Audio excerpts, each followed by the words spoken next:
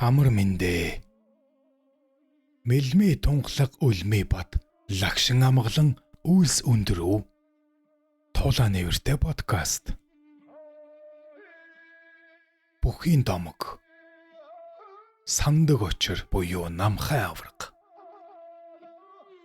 Сандаг очир буюу намхай авраг Монгол эрчүүдийн сор үнэнхүү агуу хүчтэн эрен цагийг эзлэн төрсөн их бүх байсан юм. Монгол үндэсний бүхийн түүхэнд баларшгүй уул мөрийг үлдээж хэн нэгэн аавын хүү дахин эвдэхэд бэрхтээ дээд амжилтыг тогтоожээ. Их авраг 19-р зууны 2-р хагаст Түшэт хаан аймгийн Дайчин вангийн хушууны нутаг Угалзуулын өвөр одоогийн Булган аймгийн Сайхан сум ард шагдрын 3-р хүү болон мэндэлжээ. Энэ хүний цэвэр цэмцгэр урангоо бие бялдрын хөгжил сэтгэл санааны дүлгөөн төвшин байдал нөхөрсөг тусч атаа жөтөөгүй энгийн даруй сайхан чанарыг ард түмэн шагшин магтаж домог болгон үлдээжээ. 1892 оны улагчин дахиад жилийн зуны дунд сарын хэрд Сайн Ноён хаан аймгийн Зайгигэний их наадамд барилдахаар яваа хэсэг бүхийн хойноос хонгор хул үрээ унсан хүүхэд дагаа салахгүй байжээ. Бүгчүүд хүүг басамжлах боловч дагсаар байсан тул "Чи наадамд барилдах санаатай юм бол биднийх нь нэгтэй барилдаад үз. Хэрв онвол гэртээ буцвал дээр" гэжээ. Тэгэхэд жаал хүү дуртай зөвшөөрч тэдгээр бүгчүүдтэй барилцсанд нэгэн ч хүүг хайж чадсангүй. Намхай хүү ингэж тэдэнтэй зам нийлэн явж наадамд очижээ. Хол оройс алдар цуутай 1000 гаруй бүх барилдахаар ирсэн байв. Намхай хүү 3 даваад байтал нэртэй цуутай бүгчүүд халгаж түүнийг амлаж авахаас эмээжээ. Тийхүү барилцаар үзүр түлдэж бурангуй засгийн ёсны дагуу Зайгигэний бүхэд бууж өгчээ. Ингэж халахын сайн бүх намхай авраг гэдэг нэрийг 17 настайгаас ард олноос авч түүнээс 7 хушуудан шиг 3 засгийн наадамд барилдаж 26 удаа төрүүлж 5 удаа үзүүлсэн түүхтэй юм. Намхай авраг барилгаж шаарлахдаггүй. Хүний байдал хурц хөдөлгөөн тохируулан барилддаг онцлогтой. 4 талын барилдаантай тэр үедээ гоц тасархай тэнхээтэй хүн байсан хэмээн ярилцдаг юм. Түүний эд барилдаж байх үед халахын алдарт бүх лувсан жамба авраг, буян тогтох авраг, хулгар нацаг гээд олон хүчтнүүд байсан боловч хэнэнч намхай аврагд хүрээгүй гэдэг юм. Цэцэн хааны нэг их наадамд газрын 1000 гаруй бүх барилдаж намхай авраг далай жонон бэсийн хушуу одоогийн Сүхбаатар аймгийн Мөнх хаан сумын буян тогтохтой үлдэж нутгийн ноёд хавчсан боловч буян тогтох аврагыг хүүхэд мэт өрөөсөн гар дээрээ цовж шовтрон хайжээ. Намхай авраг голдуу үхрийн булчин мах идэх дуртай, шаантыг нь мүлжиж зад мушгаад чөмгийг нь сорчихдаг байсан гэдэг. Сэцэн хаан аймгийн алдарт буянтоо аврагаас намхай авраг хэр хүчтэй хүн байсан бэ гэж хүмүүс асуухад бадзар вайны хумпад миний 4 мөчөнд 4 бодын тэнхээ байсан ч бол намхай 4 мөчөнд 4 барын тэнхээ байсан юм шүү гэж хариулж байжээ. Нутгийнх нь нэг найран дээр лувсан жамба аврагаас намхай авраг бяр хүч тулахаар хэр зэрэг байсан бэ гэж асуужээ. Дүүтэй барилдахаар дайрахад эс чулуугаар чигжин гүн суулгасан бүдүүн хар модон шон өргөж байгаа юм шиг санагддагсан гэж хуучилж байжээ. Угалзын дунд цохооны өвөрт шагдрынх намарч иж байв. Тэднийд хөдөлгөөн морьтой хүнд юм ачсан жигтэйхэн том богц ганцгалчихсан булаа том биетэй нэгэн хүн иржээ. Тэр хүн хөнгөнсөн хоолоогоор гэрийн эзнийг дуудан нохоо хориулаад гэрт оров. Нөгөө хүн өрхийн тэргүүн шагдартай ойр зургийн яриа үүсгэж цай цүү ууж байснаа тэдний тонхоор болжээ. Тэгээд морь малаа янзлахаар шагдартай хамт гартал хэн нэгэн нь бүх ачаа тэвшээг нь буулгачихсан байна гин. Тэр хүн "Гүйер хэн энийг буулгадаг вэ?" гэж ихэд гайхсан янзтай асуув. Тэгтэл 15-16 орчим насны намхай хүү. Аха, таны морины нурууг амраахаар би буулгачихсан юм аа гэв. Нөгөө хүн: би даншгийн зан хүн. Үүнийг хүнтэй нийлж арайхийн морь дээр гаргасан юм. Танаа энэ хүү Юрбусын их тэнхээтэй юм байна гэжээ. Маргааш нь намхай хүү ачаа дээшин зочныхоо гарыг хүргэлгүй төвөггүй ачхад тэр хүн ихэд багтсан шинжтэй. За, шаг дургай минь. Танаа энэ хүү биднийг олон жил баярлуулж танд нэгийг дуулгана вэ гэж хэлээд явсан гэдэг. 1896 оны даншигт Дугар авраг намхайтай үлдлээ. Дайчин Вангийн бүхий сорилгыг олон жил дасгалжуулсан 90 пайтангой намхайг засгаар болжээ. За чи Дугар аврагтай хав барилдаж огт болохгүй. Цаадах чинь халах дөрөв шав тавд хав барилдаанаараа дархлагдсан хүн шүү дээ гэжээ. Тэр үед намхайн дотор хэрв би Дугар аврагыг хав барилдаа таячих юм бол халахын дивжээнд дархлагдах юм байна да гэж бодогдож байжээ. Үзүр төрөний хоёр бүх засуулуудаа ханруулан дэвэн дивсээр гарч ирээд өрлөө. Залуу насны омог бярн багтаж ядаж буй намхай засуулчийнхаа захиасыг умартан аврагыг хав бариад авсан чинь юу юугүй хумж дайраад аваад явчих төглөө. Харин аз болоход аврагын элэг бүсний уяа тасарч хоёр бүх тавилцав. Тэгтэл "Гүй чи яахлаараа хүний үгэнд ордоггүй амтан бэ? Галд үрэлцэж байхад шалдан тавхиад ордог чам шиг тэнэг хүн бас байдгаа" гэж 90 пайтангой бууж гарлаа. Багшийнхаа үгэнд оролгүй бураадах төгсөндөө бантан "Одоо л цэрвүү барилдъя" гэж намхай сэтгэх зурд Дугар авраг угасгийн түүнтэй хав дөрвөлжин зоолгонгууд их хүчээр өөрлөгөө татаж аваад ирэв. Твдэхтэй тгээ ороолоо.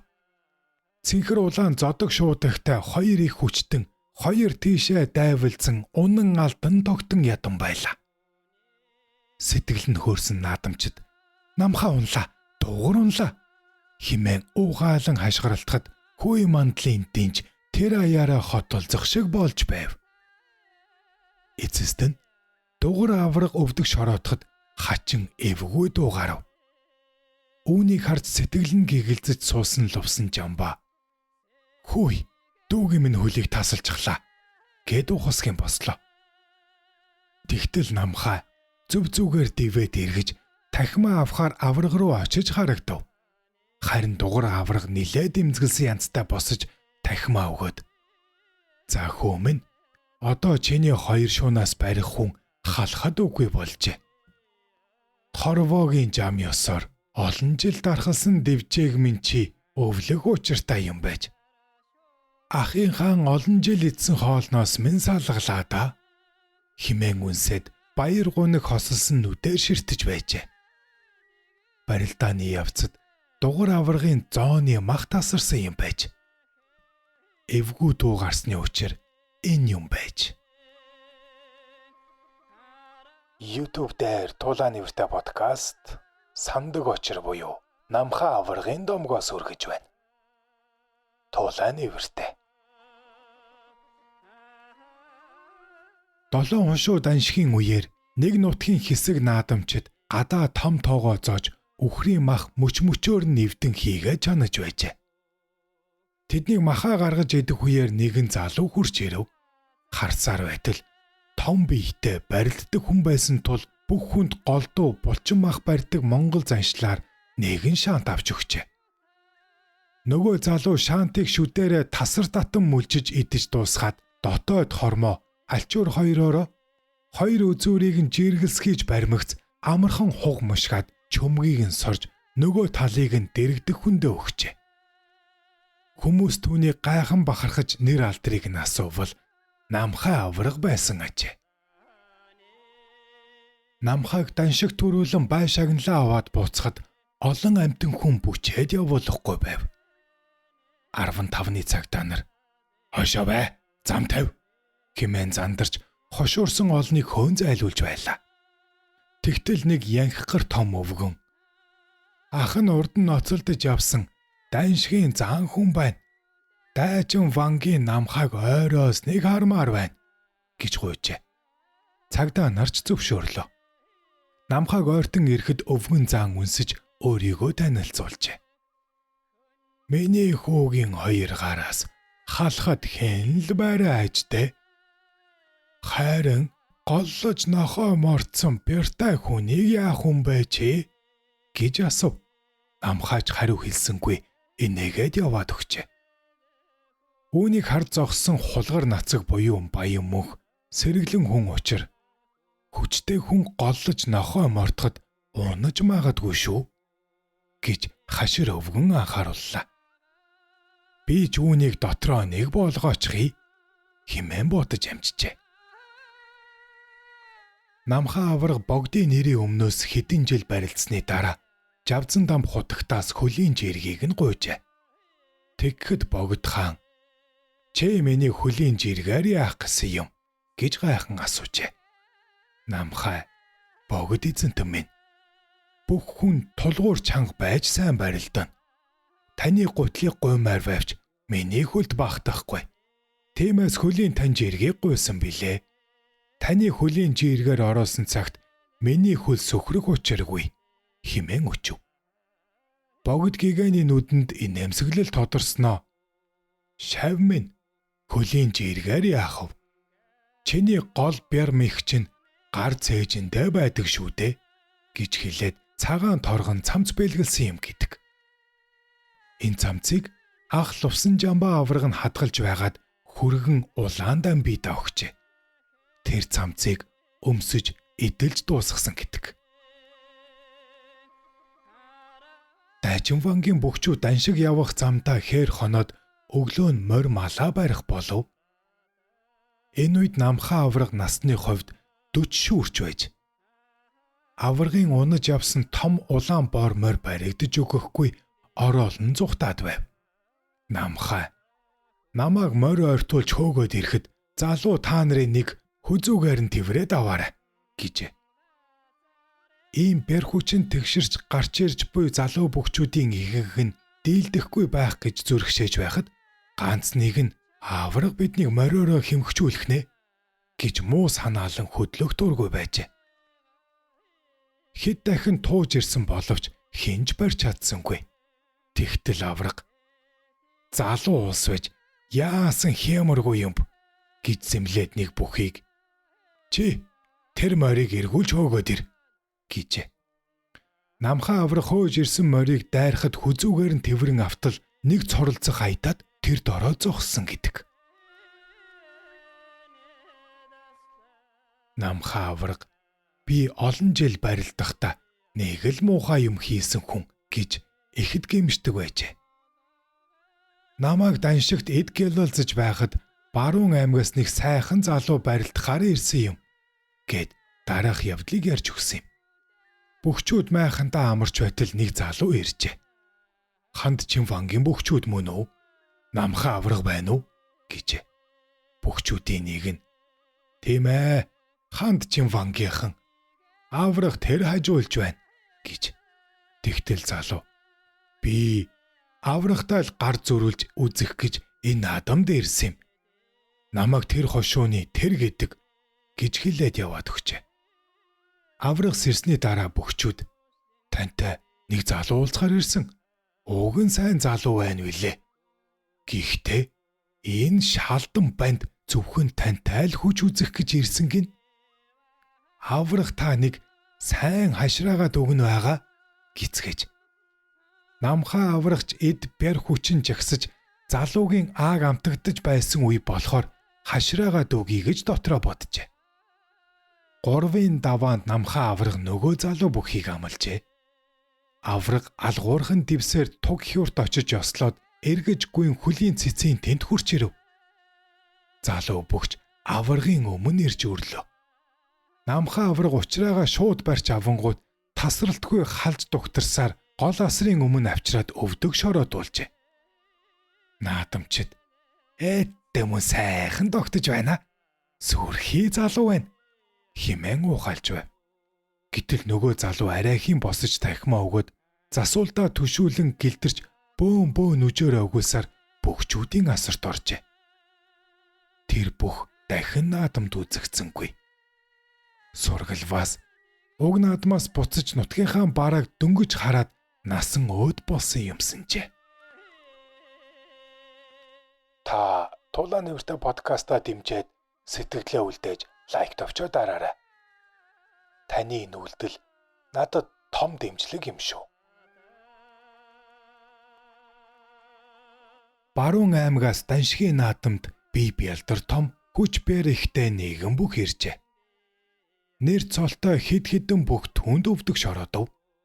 Түүнийг 6-гийн даваанд амлаж авсан лувсан жамбаа авраг тун эвгүй өнөв. 7-гийн даваа дүүн нөгөө залууг амлжээ. Намхай аврагыг гарахын өмнө ах нь тун их бэртай залуу байна. Чи бид хоёрыг энэ дивжэнээс шахах гол өрсөлдөгч гарч ирэв бололтой. Мэдээтэй барилдаарай гэжээ. Намхай авраг гарангууд мэхэ маш их бэр гарган хурдтай хив. Тахимаа авахаар очиход өрсөлдөгч нь босож ирч чадсангүй. Түүний хид хідэн авраг бураагаар ам ултарчээ. Намхай авраг давж ирчгээд ах дими юм ярьж байж хүн бэртэй лэгчглээ байна гэж уурлаж байсан гэдэг. Авраг маань нэг гол усны махвал хэмээх хүнтэй найрт очижээ. Махвал бол Даншиг 10 засгийн наадамд барилдаггүй болохоос нутагта Даншгийн цолтнуудтай ан ман ажтаач үзэлцдэг бэр тэнхээгээрээ гайхагдж байсан нэгэн ажээ. Авраг нар хэвийн үед найраас буцах гэтэл махвал хүлээж бай хамт явъя гэд хүлээлгээд бай. Хүлээж зүгсэн намхай авраг түүнийг орхиод мордоод явчихжээ. Нэг гүвээ даваад явж байтал махвал араас нь гүйцэж очиод орхиж авлаа хэмээн агсамнаж аврагын нуруу хүзүүрүү хид хідэн удаа ташуурдаад авав. Намхай зөөлөгч нь халчгчлээ гэж бодоод төдийлөн тоосон шинжгүй байтал махвал дахин түүний тархин дундуур буулгах янзтай ташуураад алав. Тэгэнгүүт авраг ташууртай гараас нь шүүрч аваад гут таттал морьтойгоо хамт ханараад ирэв. Намхай барьц тавиад махвалыг бэр хүчтэй гэдэг үнэн юм байна. Эмээлээс ховх татагдахгүй муу морой янзгалтал хавчин тогтож байна шүү гэж бодов. Тэгээ цааш явж байтал махвал дахин замнаж ташуур далаахад авраг түүнийг барьж аваад шувтарт зайлахад морьтой нь хамт татан унгаж хэсэгч ирээд орхиж байсан гэдэг. Богд жавцан дам хутагт Сэцэн хаан аймагт залрах үеэр тус аймгийн 20 гаруй хошуу нийлж аймгийн Даншиг наадам хийх болжээ. Сэцэн хаан буян тогтох аврагыг дуудаад энэ наадамд Богд хааны бүх учраас намхай авраг хүрэлцэн ирэх нь мэдээж.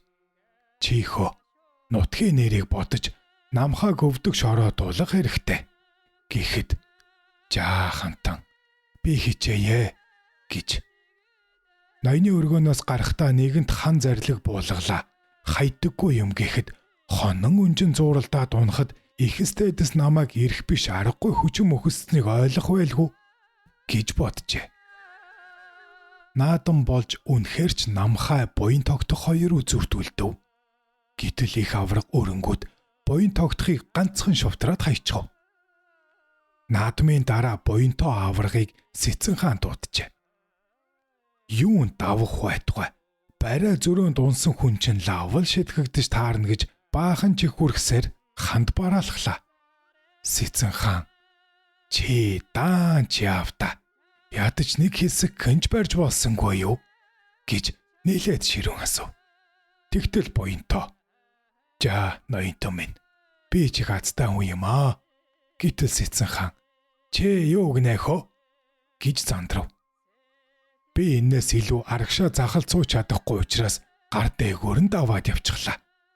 Хэрэг би үнээс жаахан бэр чадалтай байсан бол намайг дундуур минь тас татчих байлаа шүү дээ.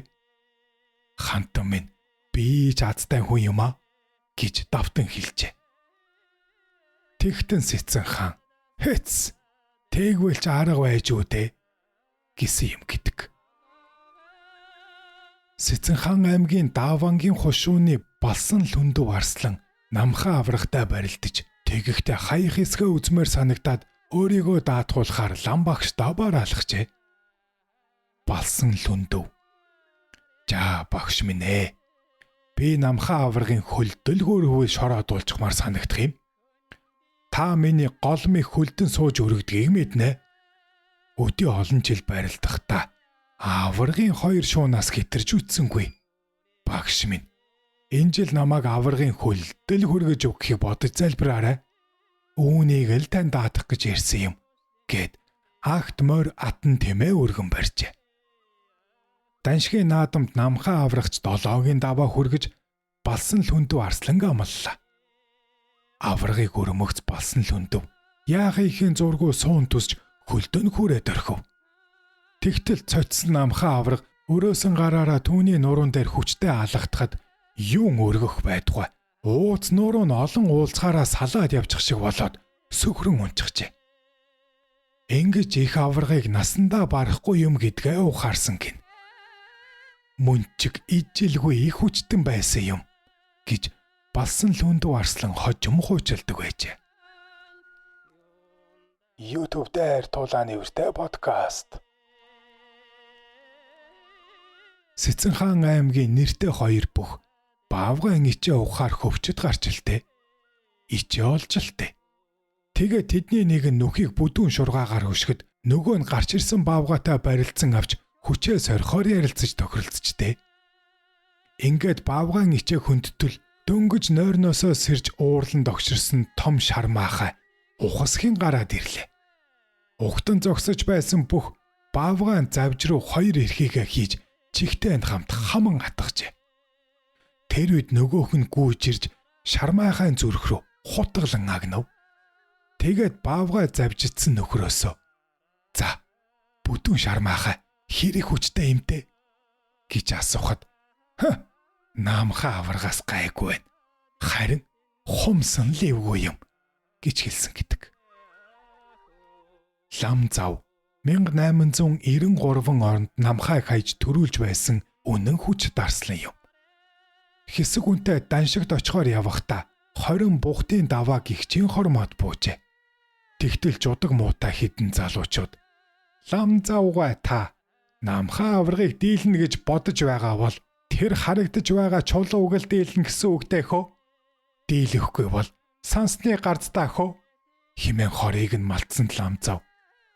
"Үзээд алдандаа" гэд ухасхийн босож том авдрын дайтай чулууг өргөөд даваа өд мацаар арайч оройд нь гаргаж чадалгүй энгэрт нь орхижээ. Лам зав буцаж ирээд "Би энэ чулууг даваан дээр гаргачих юм байх гэж бодсон юм. Арай чиг барсангүй. Намхай ч энэ чулуутай зүүрлэхээргүй хэцүү хүнэлтэй. Тэгэхээр би намхайг үнэхээр дийлэхгүй юм байна" гэж гомдолтой аргагүй хэлжээ. Харин ахмад хүмүүс нөгөө хэдэн залуусыг "Дэмий юм ярьж байж бүх хүний сэтгэлд юм хийж эхлэв байна. Бас нороо ууцанд нь юм орж бэртвэл яах юм болж байна" гэж зэмлэж байсан гэдэг. Цагаан банд арслан 1896 онд даншиг наадамд намхаа аврагтай бярх хүч үзэлцгээр зорж иржээ. Нутгийн өвгөн арслангийн бууж хэрэг зоргоо хэлжээ. Тэгтэл ахмад бүх намхаа аврагч хижээлгүй хүн дуулдаад байгаа юм аа. Миний мөнүүд тэр их аврагыг ойроос нэг харах юмсан. Чи манайхаар нэг дагуулад ирнүүдэ гэжээ. Тэгээд цагаан банд намхаа аврагыг дагуулan өвгнийхөөр иржээ. Цай эдэ будаа болоод жаал жуул ярьж хөөрөөд явах болов. Намхаа авраг төрүүлж гарахад өвгөн арслан цагаан бандыг дуудаад "Хүү минь чи надад битгий муу санаарай да. Чи намхаа аврагыг яагаад чиг барахгүй юм байна. Цаадах чинь яасны бүх Бурхан Тэнгэрээс заяасан ёр буусын их хүчтэн байна" гэж. Цагаан банд хэртгийсэн боловч бас чиг өвгөнд жаахан дургүй нөхөрч "Энэ хөөксний мэддэгч гайгүй байна. гэсэн бодол толгойд нь орж байв. Энэ наадам цагаан банд 9 давж намхаа аврагтай үзүр төрөө буулалтгаар үлдлээ.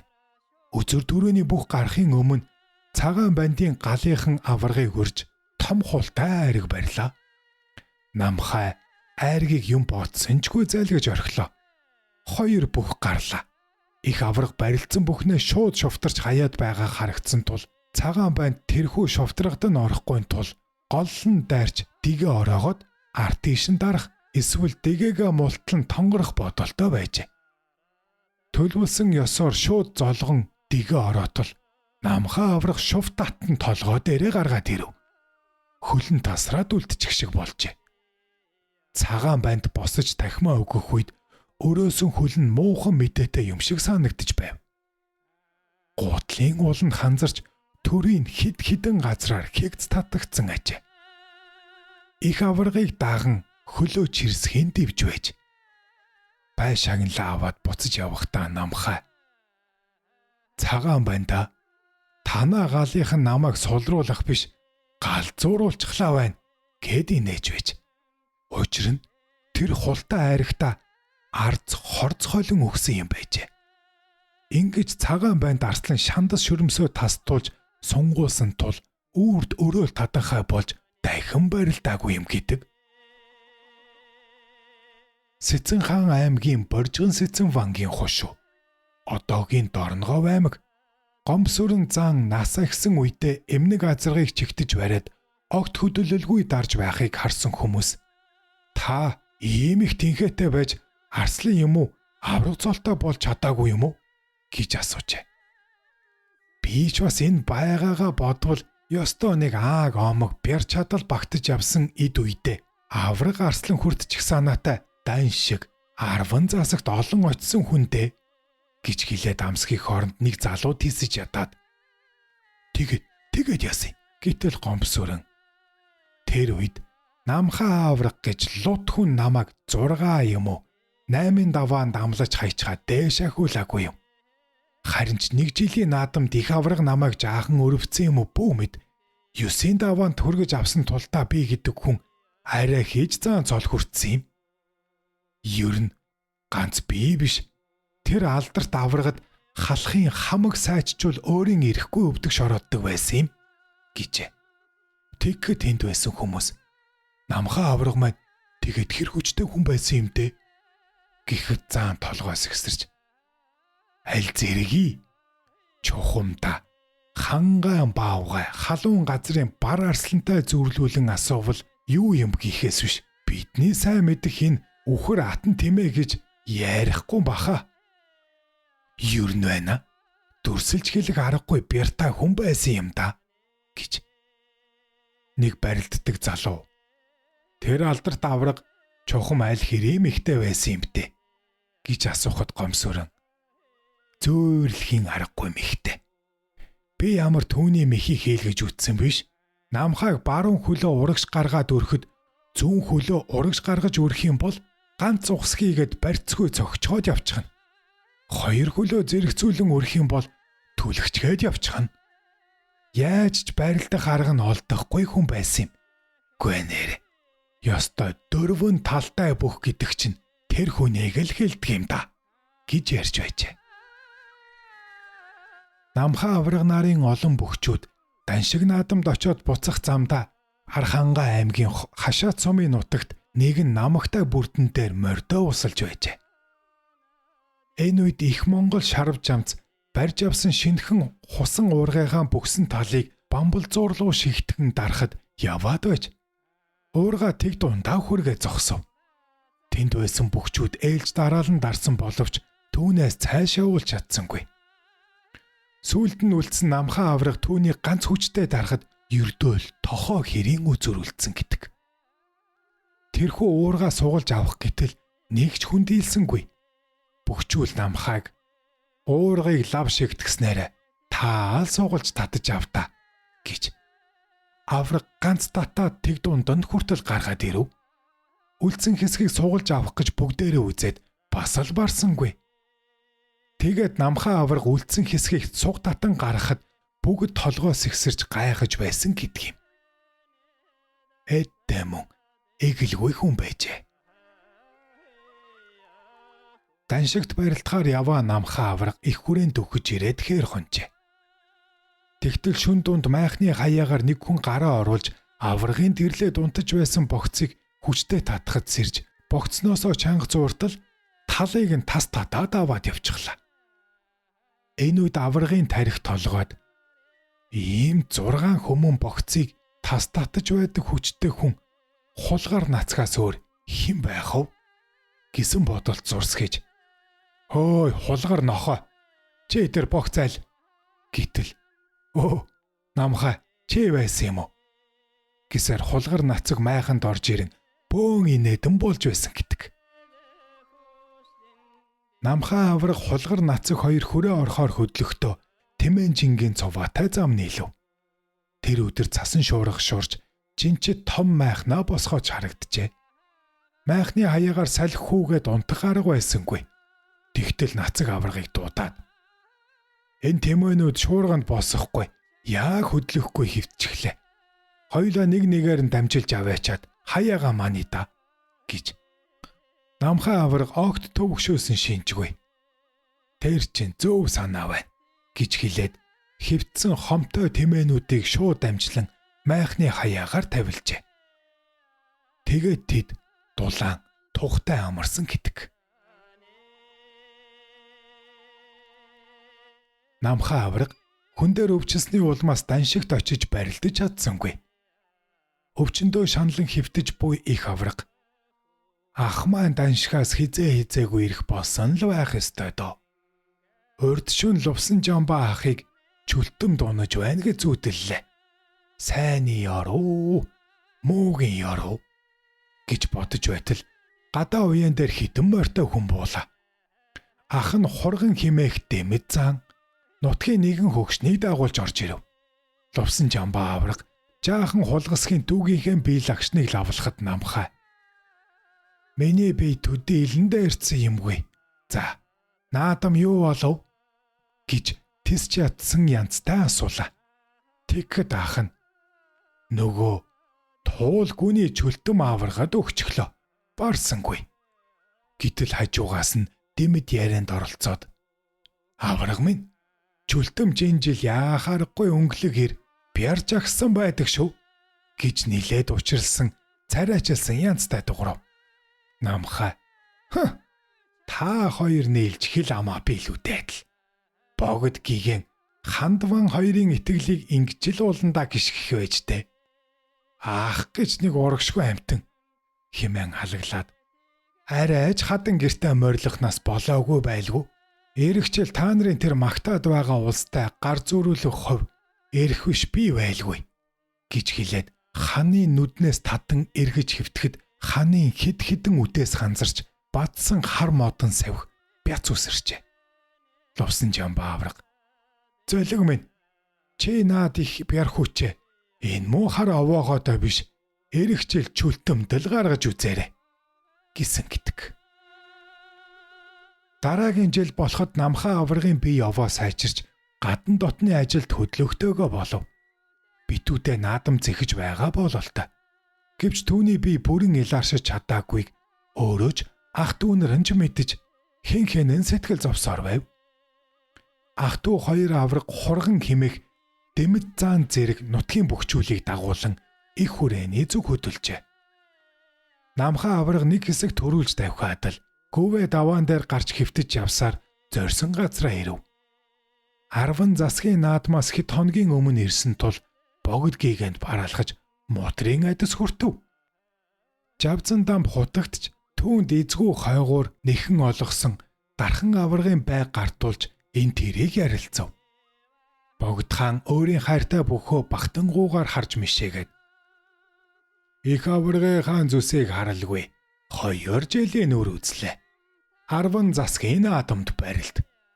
Би Бурхны олон шавнар маань таны төлөө залбирх болно" гэхэд намхаа сэтгэл санаа илт сэргээд "Дээдэс таны итгэлийг биелүүлэхийн тулд өчүүхэн шав би хичээнгүйлэн зүтгэе" гэлээ. Богд хаан холбогдох албаны хүмүүсийг дуудан их аврагын төлөө аврал гүрэн уншуулж отож Мааранбад бие харийг нь үзүүлж туслахыг зарлиг болголоо. Удалгүй 10 засгийн наадам эхлэв. Шинэхэн авраг туулгүйний чөлтөм их аваргын амар мэндийг ч асуухгүй өсөх хэдэр залуу бөхчүүдийг дагуулan баахан омог бадрангуй байхаж.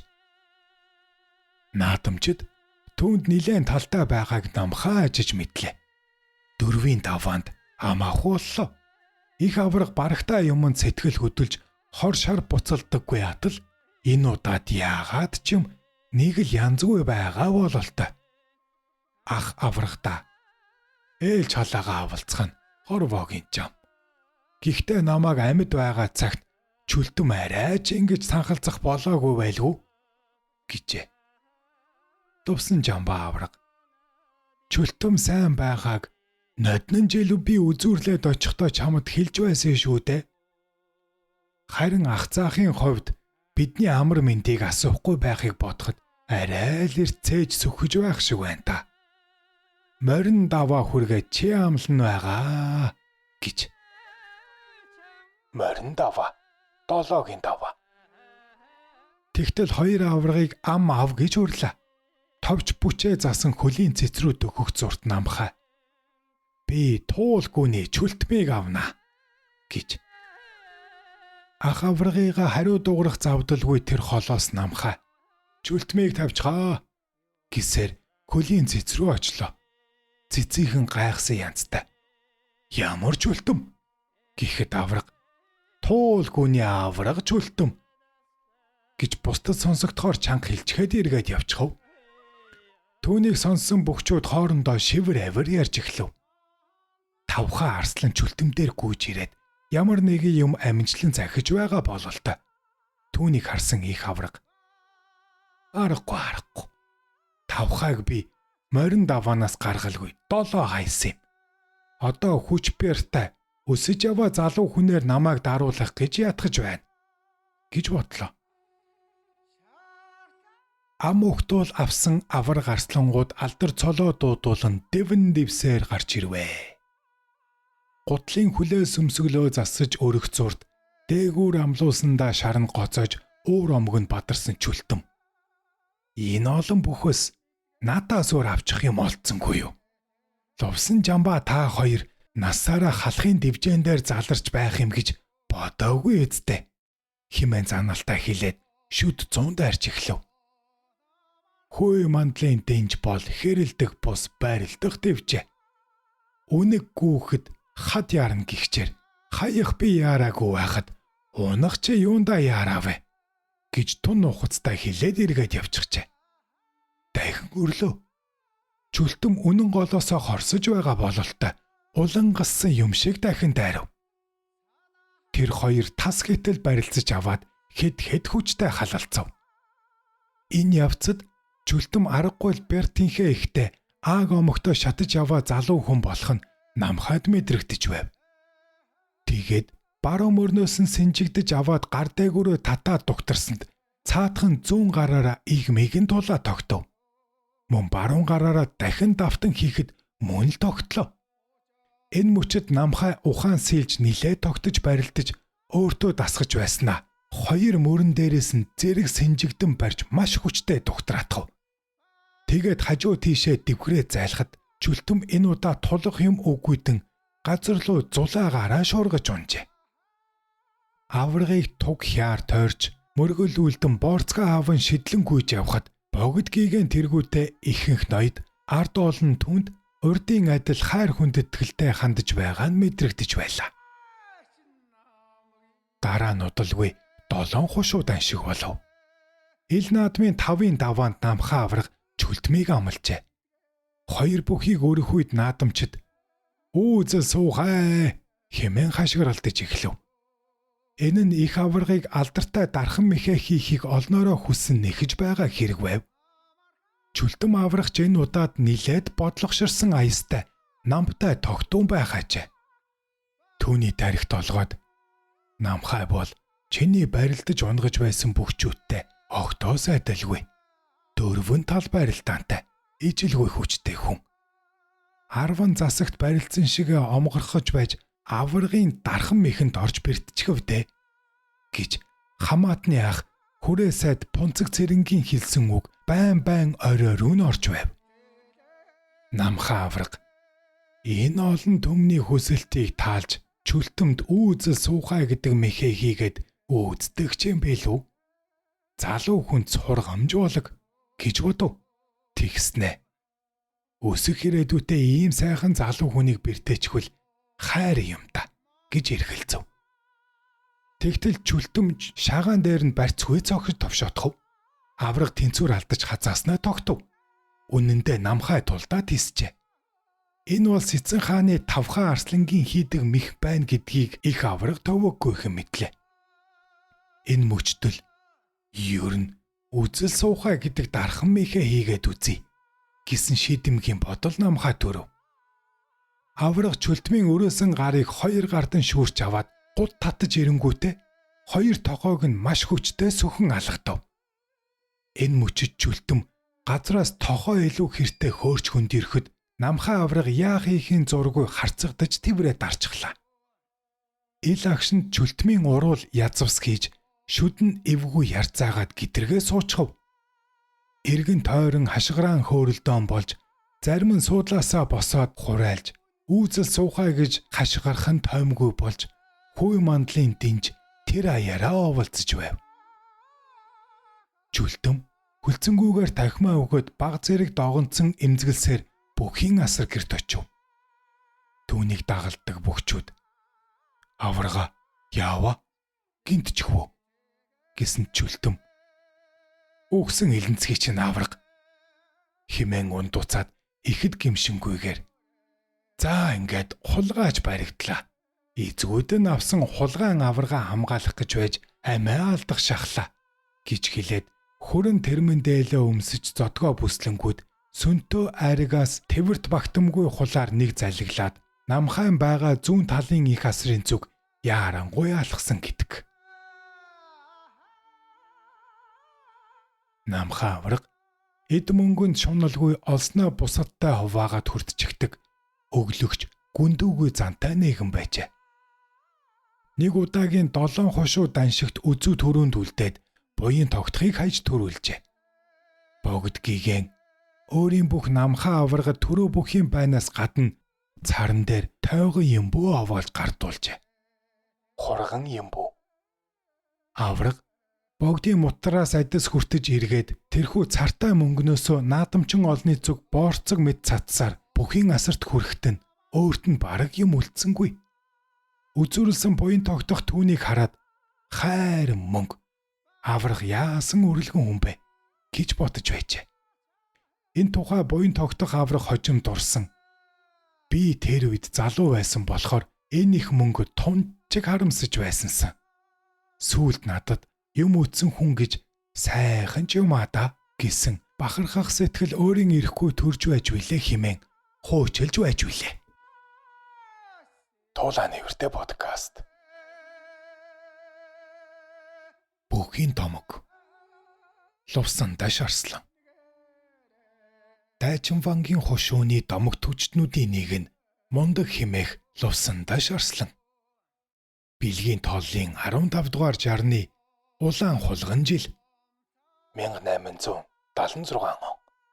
Түшэт хаан аймгийн Дайчин вангийн хошууны нутаг хантай тарвахтай булан химээх газар төржээ. Лувсан даш баг залуугаасаа эцгийн хайр халамжийг үл мэдрэн ихтэйгээ хамт баян цэдэнгийнд зарцлагдан амьдарч байв. Эр өсөж эсхий сундаг хорвоогийн жам ёсоор залуу хүүгийн бие өсөж нуруу өндөр цээж ханхар гар хуруу хөдөр бадир болж барагтай гутал хөлдөн багтахгүй их төлөв хөл нүцгэн таваргах болжээ. Хар бор ажил нухлагдан улам бяд сууж хүч тэнхэн задарсаар байв. Барилдаж ноцолдохыг хүсэх боловч үе тэнгийн залуус лувсан дашийн 2 гарын шуунаас хитэрч үл чадан цацагдан унах тул түүнээс хулч хийж цэрвэх болов. Залуу насны бяр чадал ааг омогтой шатсан залуу хөвгүүн ургаан мод булга дайрч үзжээ. Гэтэл уг мод унахдаа ёзоор нь түүний түүнхийг хүчтэй явран цогчээ. Түүнээс хойш лувсан дашийн өрөөсөн хөл баг зэрэг татанхай сөнг дүү болсон ажээ. 100 лувсан таш тишиг сумын нутагт байдаг буурал аавыг тахиж овооны наадам хийх гэж байгааг сонсоод очиж барилдах юмсан гэж хорхойсов. Багахан зүрх алдсаар бодол хүслээ Цэдэн Баянд хэлжээ. Чиний барилдахч дээ. За яах вэ? Юу сайхан, дур сайхан явбал яв. Харин энэ эмнэг соёолон азаргыг унаад замдаа сайн сургаад ирээрэй гэд явуулжээ. Уг наадам таарсан болгоныг бярдан гуйцаар төрүүлв. Наадамд барилдаж анхудаа төрүүлсэн залуу хүү нутагтаа нүүр бардан буцаж очоод байнд өгсөн хадгийг Цэдэн Баянд цайг ээждээ барьсан гэдэг. Цэдэн Баянч бас урамшиж дараа жилээс нь зарц хөвгүүнээ Дайчин Вангийн бүхин сорилгод явуулв. Лувсан даш тэнд 2 сар гаруй ноцолцсон боловч мэх сурахгүй. Барилдааны эвсэл муутай хэмээн даншигт очиж барилдах бүгчүүдийн тооноос хасагдлаа. Харин Цэдэн Баян тэр жил богдод мөргөх бас чиг даншиг наадам үзэхээр хүрээрөө зорихдоо зарц залууга дагуулan явв. Зам зууртаа лувсан даш Цэдэн Баянд хэлжээ. Би даншигт барилдах юмсан. Та намайг барилдуулж өгөөч гэж Цэдэн Баянаас гуйхад хээц сорилгоо давж чадахгүй хөвтөж байж төвөг байгаа та. Халахын дэвжээ хатуу хоолныхоо савтаа явсан чин дээр гэд хаалгаасангүй. Гэтэл лувсан даш Цэдэн Баянаас нуугдаж очоод бүхийн хөлийн сайд хаваар эргэлдэж байтал нэгэн аманд гарах бүх олдохгүй байсан тул түүнийг оронд нь гаргав. 2 давжээ. 3-ын даваанд нэртэй бүхэд амлууж гарч ирж буй зарцаа хараад Цэдэн Баян энэ мөө золиг одоо л хэмх шидүүлэхэндэ гэж бодож суутал лувсан даш нөгөө бүхийг хялбархан орхиотгов. Үүнд Цэдэн үнэн голоосоо баярлаж ханзархай гуталтай хөөрхий зарцаа өрөвдөн нэгэн ойдолчныг гуйж шүнжин гутал оюулан лувсан дашид өмсөлөв. Энэ наадамд 5 давсан юм гэдэг. 1896 оны улаан бичин жилийн Дайчин Вангийн бүхин сорилгод амьдралын гачигдал дутагдлын улмаас лувсан даш очиж чадсангүй. Харин даншиг ойртож байхад Цэдэн Баяныг дагаж Вангийн хүрээнд очих завшаан тохиолдож ханд Чин Вангийн багш зүс мэдэх төдий даньгай ламтантай тааралдав. Ламтан лувсан дашийн бие бэлтрийг шохоорхонгуй харснаа. Цэдэн Баян айтавтай юу? Танаа хамжааны энэ хүүчин өнгөрсөн жилийнхээс илүү өнгөтэй харагдаж байх ч нүвэ гэж хэлээд Баяны чихэнд хідэн үгшэвэгнэв. Маргааш нь Цэдэн Баян манай хошуунаас даншигт явах бүгчүүдийг хэдийнэ шалгаруулсан ч гэсэн ламхай ноёнтонд хүсэлт гаргаж чамайг бүгчүүдийн морь маллагч гал тоогоо баригчаар явуулах болж.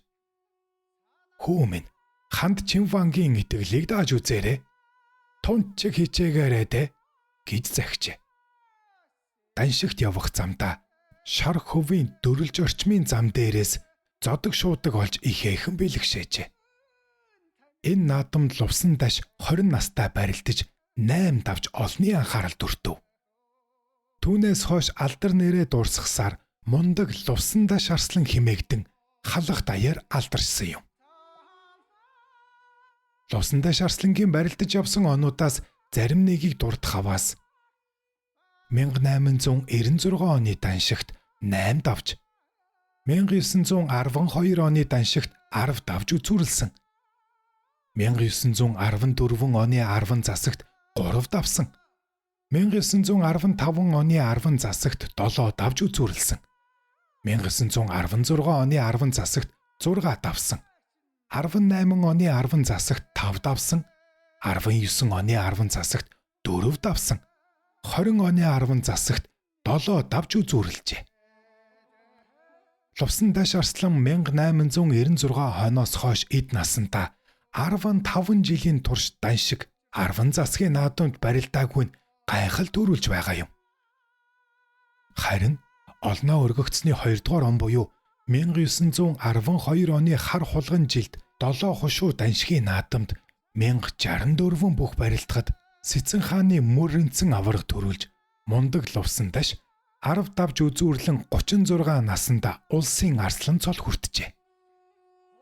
Тэгэхлээр Бяархүч урам их эд жагссан 21-с 35 наснда мундаг лувсан даш арслан улсын чанартай наадамд барилцсан бол түүнд аваргын барай тун ойрхон байх байсан болов. Лувсан даш арслангийн зөвхөн нэг хуруу нь жирийн бидний 2 хурууг нийлүүлсэнтэй адил бүдүүн тул учраа бүхийхөө зодог шуудагт хуруугаа оруулан барьж болдоггүй байжээ. Иймээс учраа бүхийхөө буугүй тохоо зэрэг аль тааралцсан газраас нь атхан авч дугтрах, мушгах юм уу хүч чингээрээ дарж унагадаг шалмаг хурдан барилддаг байсан ажээ. YouTube дээр Туулаа нэвэртэй подкаст. Бичлэг таалагдж байвал сэтгэлдээ үлдээж лайк товчоо дараарай. Ингэснээр та сувгаа дэмжиж буй юм. Нэг орой үнээгээ сааж байсан ээж нь хүл увсан дашаагаа дуудаж энэ хязаалан гун үнээ саалгахгүй дайрчих гээд байх юм. Үүнийг хөөгöd холдуулаад та минийхөө гэжээ. Тэгтэл лувсан даш тэр өхрийг нэг гараараа эврээсэн нөгөө гараараа гойны тус газраас барьж үүрж тайшуулдан зилээ бүтэн тойроод ойролцоох жалга руу аваачаад орхичихжээ. Энэ үйл явдал түүний даншигт үзүүрлэн арслан цол хүртсэн жил болсон юм гэдэг. 1914 оны ноён Номун хаан ламтны 37 оны сүүдэр давхарлсны баяр наадмын үеэр нэгэн дуганд гал гарчээ. Дугны доторх үнэтэй цайтай зүйлийг хурдан зөөн гаргахын тулд гадаах том дааман хаалгыг авч зай гаргах үүрэг лувсан даш нарын хэсэг бөхчүүдэд оногджээ. Ингээд хаалганы нэг гуйыг лувсан даш арслан нөгөө гуйыг бүрхэг дэндв зэрэг 2-3 бүх өргөх болов. Тэгтэл лувсан даш өөрийн талыг гэнэт хүчлэн өргөхөд аргил бүдүүн дүнзэн яс мод чигчээ суулгастайгаа газраас дэлэм хэртэй суг татагдан гарч ирж байсан гэдэг. Тэдгээр 4-5 бүх уг хаалгыг дамжлан 20-30 орчим алхмын цаана хэрэм төшүүлэн тавив. Хожmoo тэр хаалгыг 20 хүн дамжлан ойр ойрхон амарч арай хийж хуучин байранд нь аваачиж байрлуулж байсан юм гэдэг. Нутгийн хэсэг үе тэнгийн залуус 2 гунан бүх мөргөлдөж байгааг хараад "Ой, Луя арслан энэ 2 буухыг ухас гэж мөргөлдөх үед иврээс нь барин зогсоож чадах уу?" гэж асуужээ. Тэгэхэд лувсан даш арслан "Үзээд алдъя" гэв. 2 буухын хоорондоор залуусын нэг нь малгайгаа шитгэхэд лувсан даш хараахан мөргөлдөхөөс өмнө ухасхийн нэг иврээс нь барьж автал 2 бух муухай ойрлон хүчэндээ савж ойчиж байжээ. 1915 оны 10 засгийн наадмын 7-гийн даваанд мундаг лувсан даш арслан гочоо зааныг амлан авав. Тэгэхэд гочоо заан ухаахан бөн өнгөтэй хамбан дотортой хааш хаашаа 4 хуруу өргөн өдмөл товшоостой 3 давхар вандан хадаг сүлжиж хийсэн элэг бүстэй шин зодог өмсөж байжээ. Гочоо зааныг яаж барилдахыг хизээний мэдэх лувсан даш арслан гүйхт нь анаж байгаад элэг бүснээс нь лаваатхан авчээ. Гочоо заан уг барьцыг тавиулах гэж гидэргээ зүтгсэнд далбааны оосрон тас үсэрч хүчэндээ ард тийшээ маш чангунсан ажээ. Энэ 2 бүхийн хэн нь эгэлгүй хүчтэй байсныг энэ явдал гэрчлэн. 1923 он лувсан даш арслан 12 тэрэгтэй ордог харуулаас дайчин вангийн хүрээ орохоор явж байжээ. Гэтэл бортын ташир гэдэг даваанд цувааны дунд хэрд явсан тэрэгний дугуй ургаа модны завсраар орж гацсан урд нь явсан бүх шар тэрэгнүүд түүшээ сунган зүтгээд цөм зогсжээ. Тэгтэл лувсан даш модонд гацсан тэрэгний ар хөндлөөс 2 гараараа бариад хүчлэн татсанд урагшууллан зогсон олон шарыг ачаатай тэрэгнүүдийн хамт гидрэг ухруулан дугуйг модноос нь мулт татан гаргажээ. Харин тэр тэрэгний хой талын шинхэн хусан хөндлөн 2 талынхаа өглуургаар хуг өсрөн арслангийн гарт үлдсэн юм гэдэг. YouTube дээр Туулаа нэвэртэй. Нэгэн удаа лувсан даш их ёндан гэдэг хүний хамт хідэн үхэр тэрэг ачаатай хантай замбын даваа өгсөд явж байв. Гэтэл нэг шар нь хүнд ачаатай тэргээ дийлж явж чадахгүй чангаагаад байж. Арслан хэлжээ.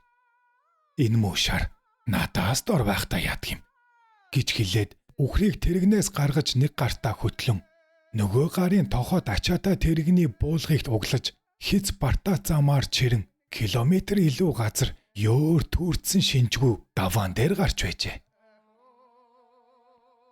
Хантай нутагт будаа тарианы ажил нилээд хэмжээгээр эрхэлж байсан тул том бул чулууг мориор зүтгүүлэн будааг шинээр нь цайлгаж салгадаг бөгөөд уг чулуу 2 метр орчим урт тэвэрч хүрэхгүй бүдүүн бараг заалбал 200 кг-аас наашгүй жинтэй байдаг. Ийм чулууг лувсандаа шарслан жирийнийг тайрдас мод шиг огт анзаарахгүй өргөж нааш цааш тавиад ажиллаа хийдэг байсныг нутгийн хөгшчүүл ярьдаг юм. Арслан нас агсан хойноо замбын баян наст дүнжин гарав овоог тагсан наадамд төрүүлжээ. Наадамд харсны дараа найр болж Арслан хойморт өрөн дайлж хүндэтгэл үзүүлв. Наадамд Арслангийн амлахад дээгүүр даваанд өвдөг шороотсон ойролцоо нутгийн мөрийн дондов гэдэг Берта шартай нэг залуу халамцуудаа. Энэ муу хөгшин төгцөг. Алийн болгон наадмын дивжээнд дархалж байдаг юм. Чамайг найрын гадаалгаар нэг сайн шаагаад унахчихъя гэж боджээ. Тэгээд оройхон Арслан гадаалаад хүнтэй ярьж суухт нь хулх руу нэг сайн шаагаад оргисонд Арслан жишэмчгүй сууж байж. Дахин байдаг чадлаараа дилсээд авсан чинь чулуу руу цогчсон юм шиг гар нь янгнаж өвдөжээ. Лувсан даш төдийлөн цочсон шинжгүй айжуухан эргэж хараад "Дондоо чи жаахан согтож байна уу да?" гэсэн дичээд тэр дороо мордоод явчихсан гэж дондууга өөрөө ярьж байжээ. 1917 онд Хандвангийн хүү Жамбалд орж хошуу засаг залгаж залуугийн голд зэрэг шарах наадам хийжээ. Энэ тэндээс олонж сайхан бөхчүүд цугларч тэдний дотор сайн ноёны Лүндэ жанцсан Арслан ирсэн байв. Лүндэ Арслан намхаа аваргаас хойш Дайчин Вангийн хошуунд хазгар харалган хоёроос өөр бүх байх биш.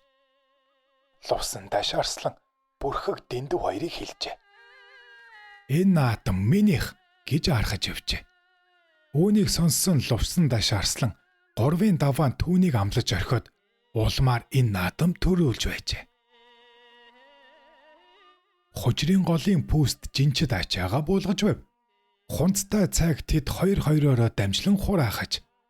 Тэгтэл нэг биерхүү суун хөгшин хурж ирээд "Ишхүү хөд минь, энэ их цайг ийм маягаар зөөгөөд яаж дуусан та? Та нар залуу улс ядаж нэг хунцыг өргөөд яваач" гэжээ. Тэдний нэг нь бид яаж чадах вүлээ? Та харин хэдийг хураагаад өгчих юм биш үсттэй гэж тун тавлангуу хэлэхэд бусдан даагаж хөхрөлдөв. Нөгөө өвгөн юмч хэлсэнгүй. Хунцтай цайныг өрөөсөн булангаас чимхэж аваад агуулгын вандан руу шидэж эхлэв. Жинчид ивэртэй туулаа үтсэн мэт гайхаж гарч байлаа. Тэгтэл тэдэнд туслаж байсан нутгийн нэг залуу "Лувсан дашгүй, та одоо болоо. Үлдснийг нь бид буулгая" гэхэд жинчид "Өө нөгөө мундаг Лувсан даш Арслан гэдэг нь байсан байж тээ" гэж таньсан гэдэг. Сүүжийн адагт гомбжав химээх айлд сүүлийн хэдэн жил эмээл тохуулаагүй омоолон догшин бор морь байдаг байлаа. Гэрийн эзэн орсон гарсан хүнд хэлэх юм. "Омоолон борлогоо манайх барьж эдэлж чадахгүй нэ. Үүнийг нэг номхон юмгаар солих юмсан" гэж ярина. Тэгтэл нэг өдөр Лувсан даш Арслан том хээр бор морь унчихсан тэднийхэр буужээ. Арслан хэлжээ. "Танд л над шиг зовлогыг даах морь байна гин. Номхон юмнаар солих юм гэж дуулаад ирлээ" гэв. Гэрийн эзэн уриалгахнаар "Тэг оронд нэг залуу номхон морь өгнө үз" гэтэл Арслан "Би нэг залуухан хээр морь унаж явна. Гараад шүдээг нь үздэ" гэлээ. Тэд гарч морины шүд амыг үзээд авч өгөлцөхөөр тохиролцов. гомжов. За, танд бор морийг тань яаж игээд бариад үгүй. Та хөтөлж хараад энэ хээр бор морио хүнээр өгөөд явуулна биз. Би хүүхэд явуулаад авсан чиг яах вүлээ? Гэжээ. Тэгэхэд Арслан үгүй. Тэгэж төвөг удаад яах вэ? Одоо шууд унаад явна. Гэхэд эзэн хэлв. Лувсан ташгүй амжихгүй. Хэдэн жил хээрийн салхинаас өөр юм үзээгүй зэрлэгчсэн амтан. Гэхэд лувсан таш юм хэлсэнгүй. Тэнд байсан хэдэн залуус морь барихаар мордож адууга дээвэртэй хашаанд шахаж орууллаа. Борлог бормор бусдаас онцгой орон цоролцох ажээ. Арслан хэлжээ. Хүүхэд, наад морио миний гар хүрэх газраас шахаж хөөгөөдөх гэж. Залуус хэлсэн ёсоор Арслан руу адууга шахлаа. Тэгтэл борлог бор лувсан дашийн хажуугаар шүр хийгээд өрөөсөн гараараа морины дилээс шүүрч аваад нөгөө гараараа далны хөх махнаас хүчтэй бацтал нэг янцглаад шээс алдаад зогссон гин. Арслан хэлжээ.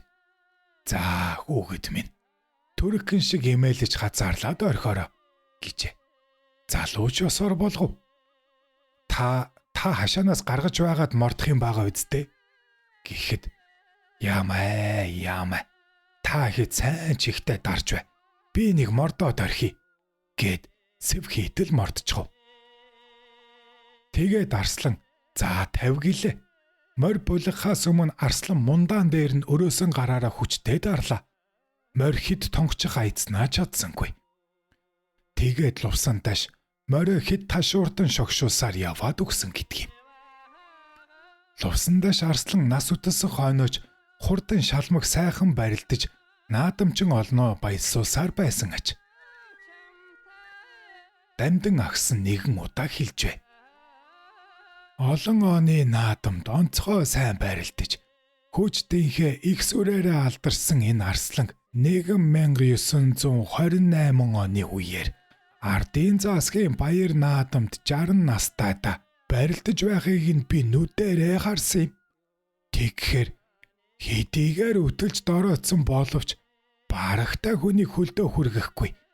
Хоёр гарынхаа үзүүрээр арил хийсэж орхиод давгүй байралцаар 6 давж байсансан гэж бичжээ. Лувсан даш Арслан төрсөн нутагтаа маллан амьдарч байгаад 1938 оны 11 сард 62 наснда тэнгэр болжээ. Түүний хавирганы яс нь үргэлж байгаад цогцыг нь Тимэтэй 2 хүн ачаад баруун зүг явсан. Мөрөн цасан дээр тод гарсан байсан гэж нутгийн хөгшөд ярьдаг байжээ. Лувсан даш Арслан зодог шуудга Баян цэдэнгийн өргөмөлхүү баг ёндонд дурсгал болгон өгсөн нь булган хотод сууж буй ёндангийн төрсөн охин баасан сүрэнд хадгалагдаж буйж. Хантай халуун ёндан хэмээн алдарсан энэ бүх 1930 эдэн оны сүүлж 40-од оны ихээр аймгийн заан цолтой барилдаж байжээ. Бүхийн тухай домгууд 12 дугаар хэсэг. Шагдар Арслан. Архангай аймгийн их Тамир сумын нутаг Донгоо хаваар нутагтай Шагдар Арслан гэдэг их тэнхээтэй архуу бүх байж гин. Шагдар Арслангийн аав ээж их баян хүмүүс байжээ. Их хөрөнгө тасдаж айл болгож авгаа өчөгчгэн. Шагдар Арслан хавар адуу манаж байтал үүрээр нэг чон гүү ноцож гин. Гүүж очоод ташуураар цогтол хальт газар цохиж ташуураа хуг цогчихжээ. Чон эргээ дайрахт нь өшөглөөд авч гин. Үсрээд явчих шиг болохтон тоосонгүй тамхи татаад сууж байгаад босхот нь хөлн жаавхан эвгүй оргиод байж. Тоосончгүй өглөө гэртээ ирээд авгаадаа уурлаж чиний хийж өгсөн гутал хөл барьж өвтгөлөө гэж загнаад гутлаа тайлахгүй болохоор нь түрүүнээс нь цуу татаж хаяад хөвтөд өгчээ. Авгаан хөлийг хард сууснаа. Чиний хөл нэг л хачин болчихож яаж гав гэж. Шагдар Арслан чиний хийж өгсөн гутал барай тэрвэз гэжээ. Аав нь орж ирж үзээд мангар хар минь хөлийг чинь хуруу буулгарч эргэчихсэн байна. Чи Чинь юу өшгөлчгөө вэ? Гэхдээ Шагдар арслан үүрээр нэг чон гүүн оцгоор нь гүйж очиод ташуураар цогтол хий цохиж ташуураа хугалцгаж. Гэтэл чон эргэж дайрахаар нь өшгөлч гсэн чинь үсрээд явчих шиг болсон. Зүхтаад явчихаа биз гэсэн гин. Аав нь хавтгай банз дээр Шагдрыг зогсоож байгаад хөл дээр нь дэвсэж хөлийг нь хурууг нь оруулсан гин. Юу өшөглөөд ингэдэг байна гэж аав нь бодоод үзээд эргэж хүн явуулжээ. Газар дээр нь очиход галзуу чонын ирүү хуг өшөглөж нүдэн сугарч өгсөн байжээ. Шагдар их тэнхээтэй хэрн аагархуг аав нь мэддэг байсан тул наадамд тэр болгон явуулаагүй. Харин сайн гэргий авч өгснөөр тэднийх их баян айл болжээ. Намар оройхон авгаан шин эсхийгээр оймс хийх болж эсгүрээ хааж ирэхээсээ залхуурч гэртээ нохоогоо дуудаж оруулж ирээд нохооныхоо толгооноос эсгүр авч оймс ойж өгчээ. Шагдар арслангийн уур нь хурж аавдаа хийж өгсөн оймсыг үзүүлэе гэж бодоод авгаадаа уурлаад ганцглаж явхуулж. Тэгэхэд авгаа нь "Шагдар, чи яаж ганцгалж явах вэ? Өмсөөд яв" гэж. Шагдар арслан өмссөн ганцгалсан хоёр ялгаа юу байх вэ гэж бодоод өмсөөд явжээ. Аавындаа очиод "Таны авч өгсөн авгаа оймс чийж чадахгүй. Нохоогоо дуудаж толгоогоор нь эсгүүр хийж эсгэж ойсон энэ оймсыг нь харалтаа" гэд гудлаа тайлаад үзүүлтэл хөлд нь яг таарсан гудлынх нь хിവэр хийгдсэн оймс байсанд аав нь "Энээс илүү оймс яаж хэлгэх гэв" гэж загнаж гин. Шагдар арслан ихээ тэнхээтэй хүн байсан гэдэг. Нас гүйцсэн эмнэг хангал азрагны сүүлэнд хүрэх шиг болоход азраг шээс алдаад бөксөөрөө суудаг байсан гин. Сүүлдээ арслангийнх ихч баяжиж ааг нь чигсэж зарц олноо зоддог аян чанжин бадарчин хинчиг ирлээ гэд хонь гаргаж өгөөд шахаж зоддог болсноос тэднийхээс тойрж явдаг болжээ.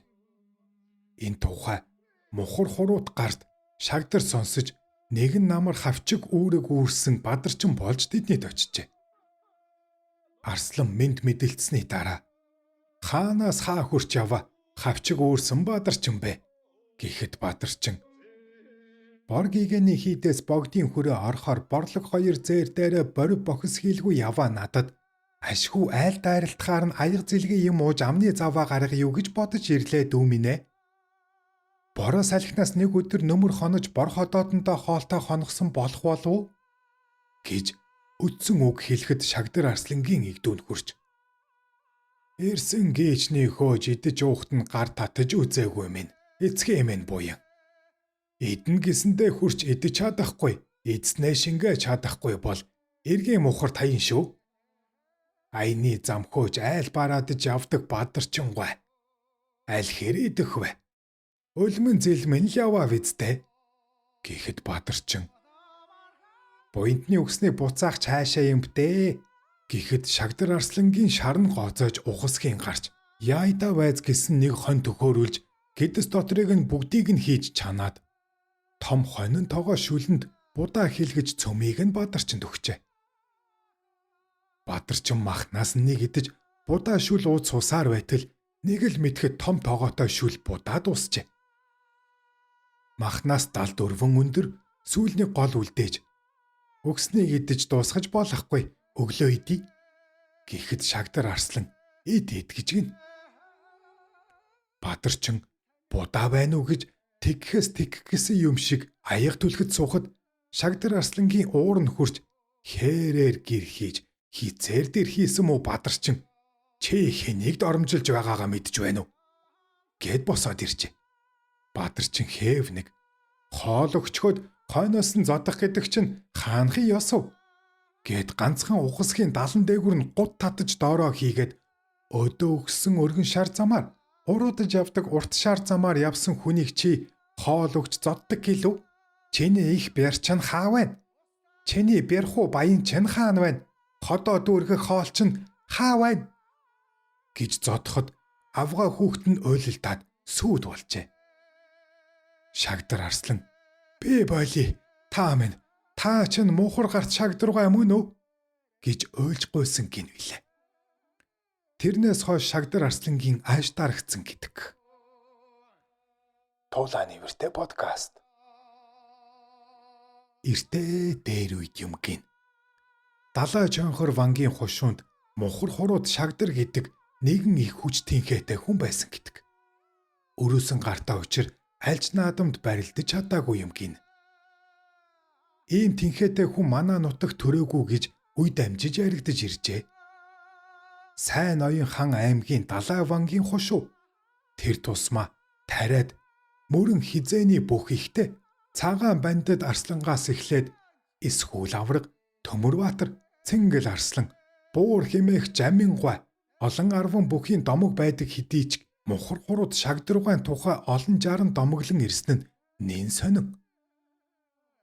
Шагдаргайн аав хизээний ядуу хар модон тэрэг хийдэг хүн байж л дээ.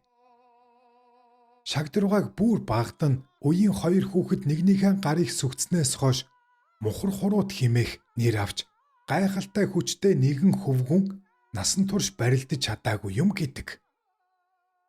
Шагдаргайх ядуу олон хүүхэдтэй айл байжээ.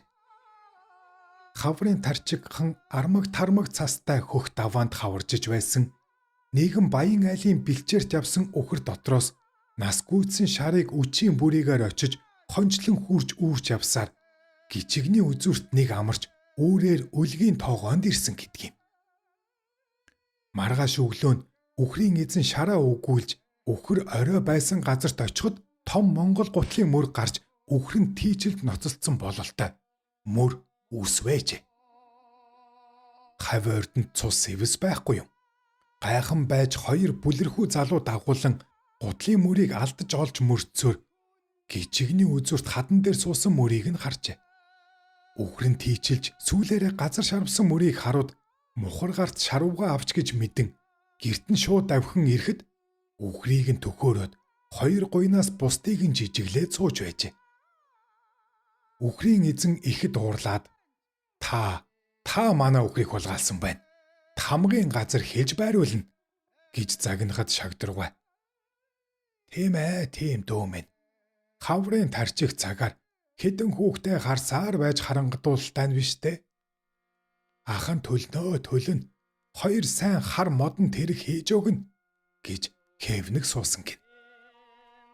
Баян хэдий уурлавч 30 хүрэхгүй хоёр залуутай гурвуулаа битгий хэл 30 бандч дийлэмгүй сүрлэг том ир Шагдаргайг хараад баахан цэрвэж тэднийхээс юуг нь авах вэ? Хоёр гуйыг нь авъя гэд ганц шалдан гуйыг гурвуулаа арай гэж өргөжээ. Үхрийн эзэн гинэд. За яшиг. Гурвын хүн ганц шалдан гуйыг нь даахгүй байхад амьдаар нь үүрээд ирдэг та. Гүй мөн аргагүй тэнхээтэй хүн ээ.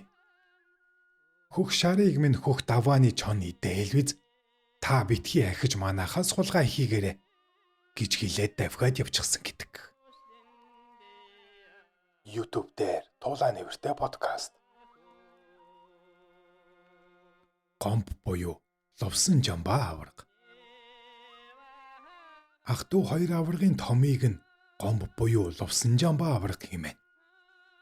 15 дугаар жарны шар луужил 1868 онд Түшэт хаан аймгийн Дайчин вангийн хушууны нутаг Цөнгөрөг хавьд Булган аймгийн сайхан сум Шагдрын 3 дахь хүү болон төрөв. Лувсан жамбаа багын өсөглүүн бие томтой шөрөмслөг хүүхэд байжээ. 15-6 нас хүрэхэд үеигнээсээ хол тасарч овооны наадамд томчуултай ан ман үзэлцэж эхэлжээ. Лувсан жамбаа аваргын барилдааны амжилт бичиг баримтанд бүрэн тэмдэглэгдэж үлдэж чадаагүй. 1891 оны цагаагчин туулай жилд 10 засгийн наадамд харцах цолтой барилдаж 7-гийн даваанд Цэцэн хаан аймгийн Гомбчав заанд унснаар Монгол бүхийн архивын сан өмөрөг тэмдэглэгдэжээ. Лувсан жамбаа авраг өөрөө би дүүгүй бол дан шиг 10 засагт олон төрүүлэхгүй байсан. Унахаар хүнийг дүү аваад хайчгаж байсан учраас хэд төрүүлсэн юм. Гэхдээ би улсад шөвгөрөөд л байх байв. 10 хэд шөвгөрсөн гэж хуучилахыг сайхан сумын харьяат Норв самбуу агсан өөрөө сонсож байжээ. Баг химээх санжаагаа хэлжээ. Манай хушуу ноён бусад бөхөө дээш гаргахын тулд 3-ын даваанаас эхлэн сайнаас нь шилж амлахыг намхаа аврагад шаарддаг байсан юм гинлээ. Нэг удаагийн наадамд 32 бүх үлдэхэд Дайчин вангийн хушуунаас ирсэн 23 бүхийн 22 нь үлджээ. Тэгэхэд ноён тэр муу золиг унаагүй 23-уулаа үлдэх байсан юм гэж харамсаж байсан гэдэг. Мөн их даварч байгаа хэрэг шүү. Гэхдээ амжилтын гол нь Дайчин вангийн бүхийн сорилго үнэнхүү сайн ханд Чин ван өөрөө биечлэн онцгой анхаарч байсных байх гэж ярьж байж. Лувсан Жамбаа авраг дүү бид хоёр ингэж тэгж барилдаж байсан гэд гар хурууга хөдөлгөн дүрслэн ярьдаг байжээ.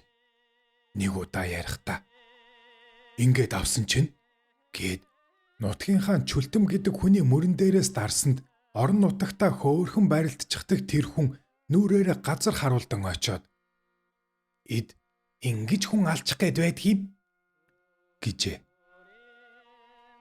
Булган аймгийн харьяат өвгөн заан лувсан балдан ингэж ярьжээ. 1924 онд улсын заан цол авснаа баяр болгон мэдгэтгэхээр аврагыг гадаалж авахт нь очоод амрыг нь айлтхан заан болсноо хэллээ. Тэгэхэд хариу баяр хүргээд "Альвэ наашир" гэд 90 кг хүндтэй намайг өрөөсөн гараараа ард зоон дээрээс бариад хойш урагш зөөлөн сэгсрүүлэхэд 2 хөлмийн газар хүрэхгүйтэй шахам сандарч байж үлээ. Бид нэг усны хүмүүс. Намайг ясны жаахан шүрмэстэй юм шивдээгээд инээж байсан юм гэж хуучилж байжээ. Чин ван ханд дорж ах トゥ хоёр сайхан бүхийхөн ирээдүг холж бодож богд гигэнд өргөжээ. Намхай жавцсан дам хутагтын Лувсан Жамбаа дондог дулам хатны нэрийн өмнөөс барилдах болсон байна. Хоёр авраг эрт сахил хүртснээс болж ариун вина ёсыг сахин гэр бүлгүй байжээ. Богд гигийн тэр хоёрыг алав татвараас чөлөөлөв. Лувсан Жамбаа авраг ардын засгийн жилүүдэд ч энэ эрх дархаа хിവэр үргэлжлүүлэн эдэлж байж бүх судлаач дамдан агсан хэлжээ. 1938 онд улсын их баяраар хуучин алдарт бөхчүүдийг нийслэлд ирүүлэн Лувсан Жамбаа авраг өндөр настай маш том биетэй хүн ирж байсан. Тэр хүнийг машин цуухыг нь хараад хуучин машины хаалгаар арай гэж багтаж ороод арын суудалд суусан нь хөнгөн тэрэгний хойд ном тинитлээ доош сууж байсан юм гэж Монгол бүх номдоо дурсан бичжээ. Лувсан Жамбаа аврагыг 1902 онд Даншигт Юстав шөвгөлөхөд манлай дэлгэрэх Үлзий бадрах тунчгарамга маш хүчит үлэмж барьцтай Батнягт итгэл баатар зоригт бардан түрэмгийн хүчит маш үзэсгэлэнт тод сонин хуурнын шуугийнх халах даяар маш гайхамшигт саруу шаламгай өнөд омголонт улам дэлгэрэх харилтгүй жавхланд хичээнгүй нягт чин ачид үнэн бишрэлт агуу ачид онц дурсгалтай далай даян дархан идэр аврагад өнөд төвшин бүхнээ сонсголон цолыг нэмж олгосон байна. Туулай нэвэртэй. Булган аймгийн сайхан сумын нутагт аврагын тухай хууч ариунууд бий. Тэрхүү хуучаа сонирхуулъя. Би баг залуу хүүхэд байлаа. Рашантад уулаар энэ тэрийг сонирхон хэсүүчилж явтал хадны цаанаас гинэт авраг түмэн гараад ирлээ. Биеийн ухаан балартал айж нөгөө алмас гэж хоёигтын хүн хар баавга гэдэгт ань учирчглаа да гэсэн бодол тарих толгой зурсхив. Тэгтэл нөгөө хүн миний мэндийг мэдээд "За хүү минь хаа хурч явна да" гэсээр ортон ирлээ. Миний дотор ялгүй онгоож хариу мэд мэдгчэн айдав. Тэр хүн хар баавга мэд Лувсан Жамбаа авраг байсан юм. Аврагын тухай урд өмнө сонссон болохоос нүдээр үзээгүйдээ л тэгж зүрхээ зүсүүлж байхгүй юу гэж 1994 онд 91 насны сүүдэр зоглсон төг жугай ярьж байж. Лувсан Жамбаа авраг чихэр бурамд их орхойтой хүн байжээ. Богд гигийн их дагн хоёр аваргуудыг дагуулan хөдөөлж яваад төр амрах зураа. Та хоёр байралтаад хэн давсанд нь өгнө гэд том аяган чинээ бурам гарган тавьжээ. Тэгтэл Лувсан Жамбааг дүү намхаа аварга нь амархан орхичихв. Ах аварга нь тун харамссан янзтай байхыг харсан дондог дулам хатан түрүүчийн хэрийн бурам дахин тавиад барилдуулав. Лувсан Жамбаа аварга том мэрэлттэй хичээнгүй барилдаад мөндөө илсэнгүй унжээ. Өвдөг шороодоод босохдоо чи ч мөн хүний дүү болдоо хэмээн тун гомдолтой хэлж байсан гэдэг. Дүүгээ хан хорвоогоос хальсны хойтон жил Лувсан Жамбаа аварга нэгэн томоохон надамд очиж барилджээ. Гурвын даваа эхлэх гэж байхад тавхаа арслан ирж аваргын амрыг ирснэ. Дүү аврагч наадамд ирэхгүй яагав хэмээхэд хөөхий мөдөө минь талигааж болсон шүү дээ гэж хэлэхдээ Лувсан Жамбаа аваргын хоолойн бүжирч байж. Тэгтэл арслан бяртай хүн үхтгийм байжээ. Санааг нь бодвол сүнсэнч болсон ирээд энэ наадмын дивжээнд дил дэрвжил баймаарсан та гэж тун тавлангуй хэлчихэд яваад өгөв. Лувсан Жамбаа аваргын царай нь хүрлийж ирснээ гутлынхаа болтыг чангалах гээд тас татаж орхив. Дайчин вангийн бүгчүүд аваргад гутлынхаа болтыг ээлж дараалан өгсөн боловч бараг ихэнхийг нь тас татаж сүүлд нь нэг болтоор торгоочхоод засвал дээрээ очиж цолоо дуудуулж байхдаа тун юр бусын байдалтай байсан нь наадамчин олнын анхаарал дүртэж байлаа. Гурвын даваанаас эхлээд амлсан бүгчүүдээ шууд дайрч юм болгохгүй хайсаар үзүүр түрүүнд тавхаа арслантай үлджээ. Лувсан Жамбаа аварга дэвэн дэвсээр гарч ирээд өрөхдөө нүд нь улаанаараа эргэлдэн шүдэн орсон буур мэд тажигнаж байв. Тавхаа хэртгийн цочоод дэмээ юм хэлж байж аваргын уурыг хүрэгчлээ гэж бодтол аварга түүнийг ганцхан дайраад яахын зургуу хумаа тавьчихжээ. Тавхаа тунж гимшиж байгаа бололтой толгоогоо удаалган хүлцэнгүйгээр тахмаа өглөө. Лувсан Жамбаа аварга ихэстэйцээс төрөө бүхийн шан хишиг хүртэж ирээд дүү хаана байна? Дүү хаана байна? Гэснэ баяр гомдол нь тайлагдж сэхэ ав бололтой. Нээрэн хөөхий дүү минь өнгөрч гсэн шүү дээ хэмээн амандаа өглөн санаа алдаад нулимсэн цээлэгнэж байсан гэдгийг. YouTube дээр Туулаа нэвртэй подкаст. Өрн хаврын нэг өдөр Лувсан Жамбаа аварга орхон голын эрэг дээр суучихсан юм хийж байгаа бололтой. Би аварга руу морьтой шогшин очлоо. Тэгтэл өвгөн аварга хашааны бүдүүн шургаагаар цүн төрж овооролцсон мөсийг хөдөлгөн задлж байна. Би аварга та юу хийж байгаа юм бэ гэж асуухад "Тусын бүхтэй барилдаж байна" гэд хөд инэв. Тэр үед би залуу байсан болохоор юмж ботсонгүй. Жаахан хар сонирхож байгаад яваад өгсөн. Хожим ботход өвгөн аварга шар усаа тарааж биеэ чирэгжүүлж байсан хэрэг юм байж. Цөнгөрөг хавийнхаа нэгэн наамар найрлаж байна. Дилэгийн содном зан эд гялалцсан 24 наснда нутагт алгэгдэж байв. Содном зааны хувьд залуу насны ааг омог нь багтаж байсан үе. Найрт 3 дуграатай, наадамд 3 даваатай гялалзаж явсан үе.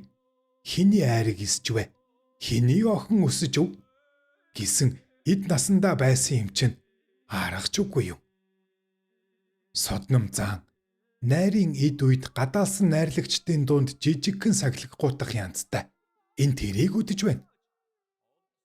Бүр даалшаахсан Жамбаа аварга руу хүртэл дилмээр санагдаж ухас хийтэл ганц гараараа шуфтата доороо хийгээд суучихсан гэдгийг.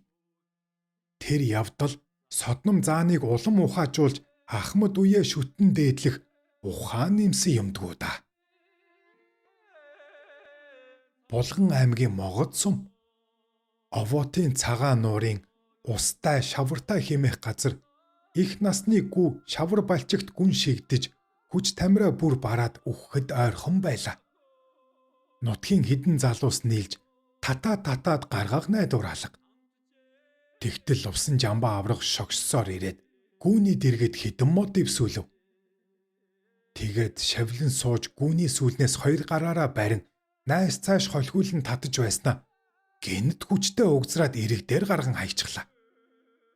Түүнийг харж байсан залуучууд хий димэл толгоогоос ихсрэн шагшив.